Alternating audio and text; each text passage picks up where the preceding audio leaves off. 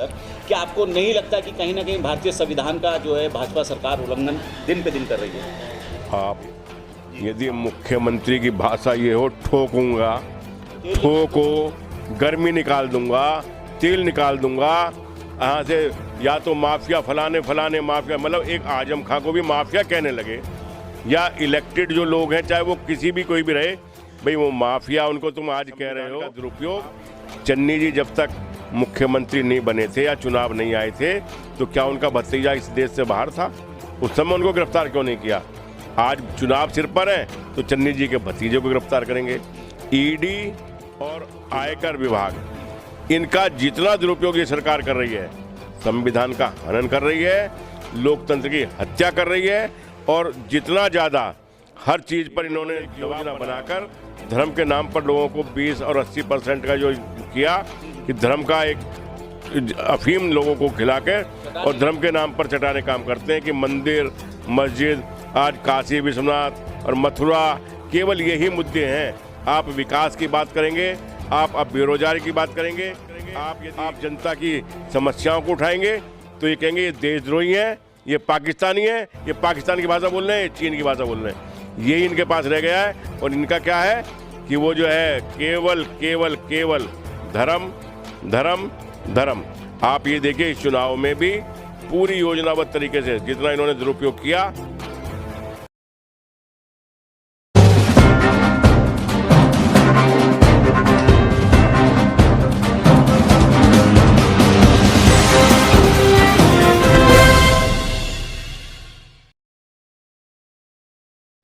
वरिष्ठ राजनीतिक रजनीकांत राजू जी जो कांग्रेस से हैं और मुझे लगता है कि कम से कम ज़्यादा भी तो 40 साल से ज़्यादा का अनुभव है राजनीति का, उन्हीं से आज हम बात करेंगे, कुछ विशेष मुद्दों पे बात करेंगे। रजनीकांत राजू जी, सबसे पहले हमारे चैनल में आपका हार्दिक स्वागत है। जी बहुत बहुत धन्यवाद आपका। देखा जाए सर, सबसे पहले तो मैं आपका एक तजुर्बा जानना चाहूँगा कि कितना समय हो गया, कितने समय से इस कांग्रेस पार्टी के लिए जो है इसको लीड कर रहे हैं, इसको बढ़ाने का काम कर रहे हैं, इसको आगे सींचने का काम कर रहे हैं? देखिए, मैं लीड करना तो बड़ा शब्द हो जाता है, मैं एक कार्यकर्ता हूँ जी। और 1974 में जिस समय गाजियाबाद जिला नहीं बना था तब मैं NSY का यहाँ का अध्यक्ष बना था शहर का। अच्छा। गाजियाबाद का 74 में 1974 में। उसके बाद जब जिला बना तो मैं जिला अध्यक्ष रहा। फिर प्रदेश का उपाध्यक्ष भी रहा, प्रदेश में युवक कांग्रेस में भी जनरल सेक्रेटरी रहा। एक लंबा अनुभव, और गाजियाबाद में महानगर कांग्रेस और जिला कांग्रेस के सभी पदों पर रहा हूँ। और वर्तमान में कांग्रेस का जो विधि विभाग है मैं उसका चेयरमैन हूँ। बहुत अच्छी जी।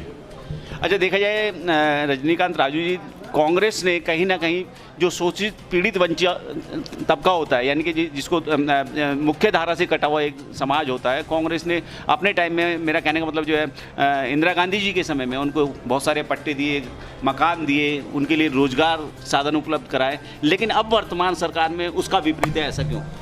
देखिए, इंदिरा जी का विजन तो एक बहुत बड़ा विजन था, और इंदिरा जी से पहले मैं कहूँगा पंडित जवाहरलाल नेहरू ने इस देश में समाजवाद की बात की और इस देश के छोटे तबके के लिए, इस देश के निर्माण के लिए पंचवर्षीय योजना बनाई और बहुत सारी योजना की।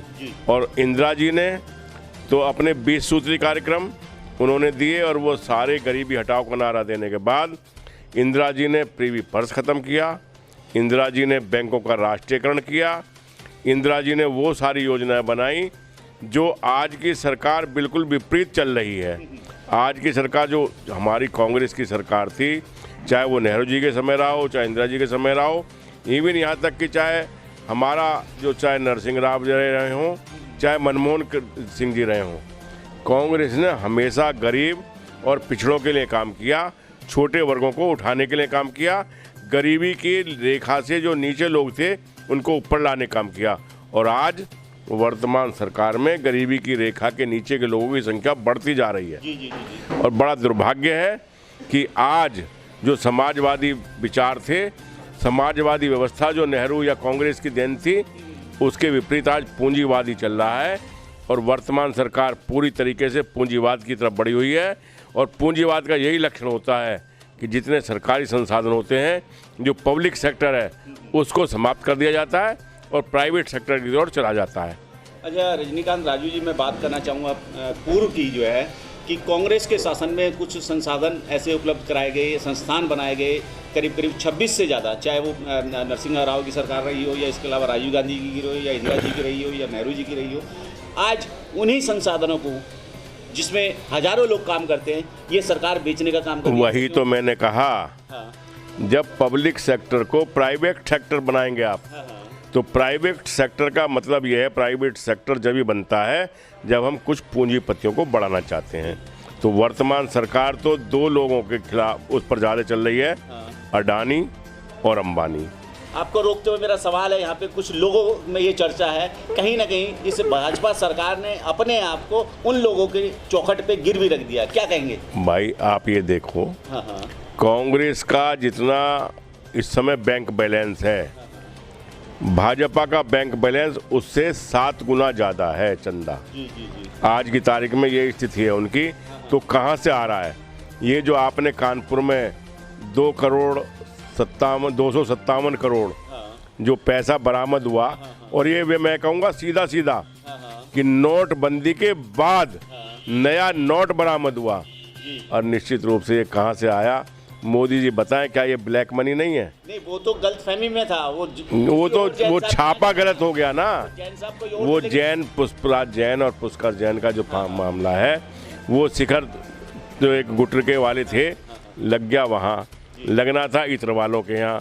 तो ये जो तो गलतफहमी वो तो हुई, लेकिन मैं बात ये कह रहा हूँ, आप ये केवल इतनी बात है, आप ये देखिए आंकड़े, आप तो एक प्रबुद्ध पत्रकार हैं। 2 साल का जो कोरोना काल है, जहाँ रोटी नहीं मिल रही गरीब को, जहाँ सरकार को राशन फ्री बांटना पड़ रहा है या लोगों के लिए खाने की व्यवस्था करनी पड़ रही है, और गरीबी की रेखा से नीचे वाले लोग बढ़ रहे हैं, लेकिन हमारे देश में जो अरबपति हैं 104 थे, अब 142 हो गए। अच्छा चलिए, आपको यहाँ रोकते हुए मेरा एक महत्वपूर्ण सवाल है अब इस कड़ी में। देखा जाए तो कहीं ना कहीं जो है किसान आंदोलन 13 महीने से ज़्यादा समय में चला, और जब कांग्रेस ने उसके समर्थन की बात की, उसके साथ हाथ बढ़ाने की बात की, तो कहीं ना कहीं कांग्रेस पे भाजपा सरकार ने आरोप लगाए कि ये जो पराजित है किसान आंदोलन। नहीं, ऐसा है, हमारा समर्थन था किसान आंदोलन को, हमारा प्रायोजित नहीं था। आंदोलन हमारा प्रायोजित होता तो उस पर कांग्रेस के झंडे लगे होते, लेकिन वो लोग जो आंदोलनकारियों को देशद्रोही कह रहे थे, वो लोग जो आंदोलनकारियों को खालिस्तानी कह रहे थे, वो लोग जो आंदोलनकारियों को किसानों पर केस लगा रहे थे, जबकि 700 किसानों ने इस आंदोलन में साथ दी। उस समय उनके मुंह पर कुछ नहीं रहे, जू नहीं रही, उनके सब मुंह में जो है दही जम गई। लेकिन जब 1 साल हो गया आंदोलन को और चुनाव सिर पर दिखा, तो उन्होंने वो जो काले कानून थे, जिनको मैं आज पुरजोर से पुरसर कहूँगा कि काले कानून जो इन्होंने पूंजीपतियों के हित के लिए बनाए थे, उन काले कानूनों को वापस लेना पड़ा। और आज उसका जिसके ये तारीफ़ें करते थे कि हमने ये बड़े अच्छे कानून किसानों के लिए बनाए थे, भाई आपने कानून बनाए थे तो वापस क्यों लिए? आपका कोई भी निर्णय जो वर्तमान सरकार है, वो सारे निर्णय आम जनता के खिलाफ हैं, और विशेष रूप से स्पष्ट कहूँगा कि भारत के खिलाफ हैं, भारत के भाईचारे के खिलाफ हैं, भारत की धर्मनिरपेक्षता के खिलाफ हैं। केवल ये 80 और 20 की बात करते हैं, कभी पाकिस्तान की बात करते हैं, कभी वो जिन्ना कहने लगते हैं, कभी वो दिखाएंगे गाजियाबाद का तो दिखाएंगे अब मानसरोवर चाहते हो या हज हाउस चाहते हो। ये क्या मैसेज है? एक मुख्यमंत्री यदि भाषण दे रहा है और ये भाषण दे रहा है, वो तो अभी ये भी कह रहे हैं कि हम जो है लोगों का तेल निकाल देंगे। देखो कौन किसका तेल निकालेगा ये जनता बता देगी।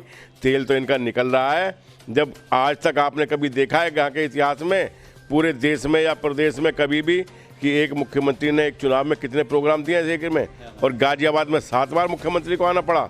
देश का केंद्रीय मंत्री यदि गली गली घूम रहा है, और नड्डा जी घूम रहे हैं, राजनाथ जी घूम रहे हैं, गडकरी जी घूम रहे हैं, कौन नहीं घूम रहा दरवाजे दरवाजे? क्यों भाई? तुमने यदि विकास किया है, यदि तुमने जनता का काम किया तो तुम्हें विकास किया तो है। किसानों पे लखीमपुर खीरी में गाड़ी चढ़ा देना, उन्नाव के अंदर जो है बेटी का बलात्कार कर देना, उसके माँ और बाप को मार देना। इसके अलावा रुकिएगा, मैं आपको बता देता हूँ, हाथरस के अंदर मनीषा वाल्मीकि को रात के अंधेरे में जला देना, जला दिया, बिल्कुल और इससे ज्यादा क्या बिल्कुल। लेंगे? देखिए ऐसा है, ये जो है ये तो इनका लॉ एंड ऑर्डर की बढ़िया बात है। ये कहते हैं कि हमारा कानून नियंत्रण में है। आपने जो सारी घटनाएं गिनाई, ये मुंह पर कलंक है।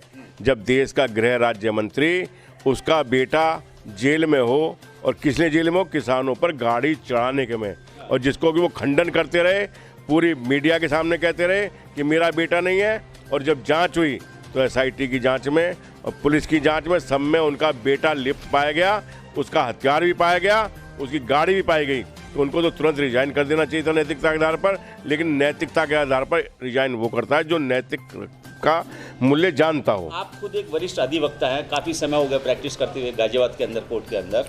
क्या आपको नहीं लगता कि कहीं ना कहीं भारतीय संविधान का जो है भाजपा सरकार उल्लंघन दिन पे दिन कर रही है?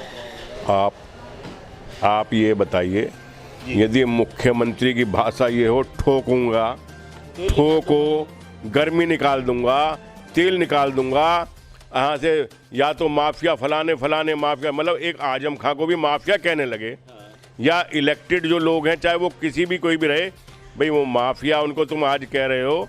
आप ये देखिए इनका संविधान का दुरुपयोग। चन्नी जी जब तक मुख्यमंत्री नहीं बने थे या चुनाव नहीं आए थे, तो क्या उनका भतीजा इस देश से बाहर था? उस समय उनको गिरफ्तार क्यों नहीं किया? आज चुनाव सिर पर है तो चन्नी जी के भतीजे को गिरफ्तार करेंगे। ईडी, चुनाव आयोग और आयकर विभाग, इनका जितना दुरुपयोग ये सरकार कर रही है, संविधान का हनन कर रही है, लोकतंत्र की हत्या कर रही है, और जितना ज़्यादा हर चीज़ पर इन्होंने दबाव बनाया हुआ है। आप ये देखिए, हमारी बहन जी तो बोल ही नहीं रही। हमारी जो बहन जी हैं वो तो डर के कारण ही तो नहीं बोल रही हैं। मैं आपको रोकते हुए मैं आपसे एक बारी और जानना चाहूँगा कि जिस तरीके से ये अभी सारे केस हुए, चाहे वो किसान आंदोलन हो, 700 किसानों की शहादत हो, इसके अलावा उन्नाव रेप कांड हो, इसका मनीषा वाल्मीकि का हो, क्या इस देश की जनता इस सरकार को जवाब देगी इस चुनाव में 2022 की? ये देश की जनता बड़ी महान है। और देखिए, मैं तो निसंकोच ये कहूँगा कि हमने एक समय, इंदिरा जी ने, अब आज उसको मैं जस्टिफाइड करूँ या क्या कहूँ, एक कदम उठाया था भारत में आपातकाल लगाने का। आप लोगों को याद होगा कि देश में आपातकाल लगा था 1975 में, लेकिन उसका जो रिएक्शन इस देश ने क्या किया कि 1977 में इंदिरा जी हार गई, उस समय संजय गांधी हार गए, लेकिन गलत सरकार आई, उनकी नीतियां गलत थीं, तो 80 में फिर इंदिरा जी आ गई। तो ये बड़ा महान है इस देश की जनता, जिसको मैं नमन करता हूँ। कुछ समय के लिए बरगा लाया जा सकता है। इन लोगों ने एक योजना बनाकर धर्म के नाम पर लोगों को 20 और 80% का जो किया कि धर्म का एक अफीम लोगों को खिला के और धर्म के नाम पर चटाने काम करते हैं कि मंदिर, मस्जिद, आज काशी विश्वनाथ और मथुरा, केवल यही मुद्दे हैं। आप विकास की बात करेंगे, आप अब बेरोजगारी की बात करेंगे, आप यदि भ्रष्टाचार की बात करेंगे, आप जनता की समस्याओं को उठाएंगे, तो ये कहेंगे ये देशद्रोही हैं, ये पाकिस्तानी है, ये पाकिस्तान की भाषा बोल रहे हैं, ये चीन की भाषा बोल रहे हैं। यही इनके पास रह गया है। और इनका क्या है कि वो जो है केवल केवल केवल धर्म धर्म धर्म। आप ये देखिए, इस चुनाव में भी पूरी योजनाबद्ध तरीके से जितना इन्होंने दुरुपयोग किया, जिस समय चुनाव की घोषणा हुई उससे पहले सब कितनी कितनी रैलियाँ इनकी हुई, लेकिन उसके बाद कोरोना हावी हो गया। यदि इस देश में जब ये समय टाइम आएगा और ये जाएंगे सत्ता से, निश्चित रूप से 24 में इनको सत्ता नहीं मिलेगी। यूपी में तो अभी रिजल्ट आने वाला है, इनकी सरकार जा रही है। 24 में जिस समय केंद्र से मोदी जी जाएंगे, तो उसके बाद उन पर जितने केस लगने हैं, भ्रष्टाचार चरम पर पाया जाएगा। आप ये देखिए कि जब एक प्रधानमंत्री राहत कोष होता है, प्रधानमंत्री राहत कोष आज थोड़ी है, नेहरू जी के टाइम से बना हुआ है, पीएम केयर फंड, और उसमें उसके बाद आपको एक नया फंड बनाना पड़ जाए, और वो भी फंड क्यों जिसके ऊपर ऑडिट नहीं हो रहा। वो फंड जिसमें कि आप होंगे, अमित शाह होंगे, और आपका एक और आप साथ होंगे, वो लोग बना के, सीतारमण जी हैं, जी जी जी, 3 लोग हैं, तो वो आपने क्यों बनाया भाई? अलग से क्यों बनाने की जरूरत पड़ गई? ये भ्रष्टाचार चरम पर है। कोरोना के नाम पर अरबों खरबों के ये घोटाले हैं। अच्छा, आखिर में चलते चलते मेरा आखिरी सवाल है, 2022 का चुनाव है और कहीं ना कहीं मतदाता को राशन के नाम पे, वैक्सीन के नाम पे या मुफ्त आवास के नाम पे या शौचालय के नाम पे उनको गुमराह करके उनकी वोट लेने का काम जो है इस समय बीजेपी की सरकार कर रही है। किस तरीके से जागरूक करेंगे वोटरों को? देखिए, ये जो है ना, झूठ की हंडिया एक टाइम तक ही चलती है। कहते हैं ना, काठ की हंडिया एक बार ही चढ़ती है। आप लोगों को फ्री बांट के राशन, उज्ज्वला योजना चला के या आयुष्मान योजना बना के या ये बना के केवल लोगों को फ्री में वही उनको इस तरह का एक लालच दे दे के कर रहे हैं। ये इस देश का दुर्भाग्य है। देश के संसाधनों को आप बेच रहे हैं, देश की संपत्ति को आप बेच रहे हैं, और देश पर किस तरह टैक्स बढ़ा दिए गए। आप कौन सी चीज़ इस समय सस्ती है? आप सब्जी से लेकर, तेल लेकर, पेट्रोल लेकर, डीजल लेकर, गैस लेकर, क्या चीज़ सस्ती है हमारे देश में? सब चीज़ों पे महंगाई है, लेकिन आप महंगाई की बात नहीं करेंगे। जिस समय आप विरोध में थे तो रोज कंधे पर सिलेंडर लेकर आप आंदोलन करते थे, हैं? यही स्मृति ईरानी जी आंदोलन करती थी, यही मोदी जी सवाल उठाते थे कि ये सारी जिम्मेदारी प्रधानमंत्री के, यदि बाहर से ये आ रहा है, ये आ रहा है, तो क्यों नहीं रोका जा रहा। आज प्रधानमंत्री कोई जिम्मेदारी नहीं है, आज कुछ नहीं है। मैं वोटरों से, देखिए, मेरे देश की महान जनता और प्रदेश का वोटर बड़ा जागरूक है, और जैसा आप देख रहे हैं, ये छदम्ब तरीके से और मीडिया को प्रभावित करके या डरा के या पैसे से, ये केवल जो प्रचार तंत्र है वो दिखा के बार बार सुबह शाम तक अपना इन्हीं का चेहरा दिखा के ये चाहते हैं जनता को भ्रमित करना। लेकिन जनता भ्रमित नहीं हो रही, जनता जागरूक है और जनता जाग गई है। हम क्योंकि जा रहे हैं, आप मत दिखाइए, आप टीवी पे मत दिखाइए कांग्रेस को, लेकिन क्या आप लड़कियों लड़ सकती नारे का प्रभाव रोक सकते हैं? क्या प्रियंका गांधी जो आंदोलन करे उन्होंने पूरे टाइम उसका प्रभाव रोक सकते हैं? आज जनता की समस्या यदि लड़ने का काम कर रही है कोई सड़कों पर, तो वो कांग्रेस कर रही है। ये कांग्रेस निश्चित रूप से आने वाले समय में 24 में कांग्रेस की सरकार देश में बनेगी, और प्रदेश में भी बहुत बड़ा परिवर्तन आने जा रहा है। कई राज्यों के जो इस समय 5 में चुनाव है, 4 की तो स्थिति वैसे ही स्पष्ट है। यूपी पर विशेष केंद्रित कर रहे हैं, इसमें भ्रमित पैदा कर रहे हैं, लेकिन निश्चित रूप से योगी दोबारा नहीं आ रहे हैं, नहीं आ रहे हैं, नहीं आ रहे हैं। ठीक है, बहुत बहुत धन्यवाद। धन्यवाद।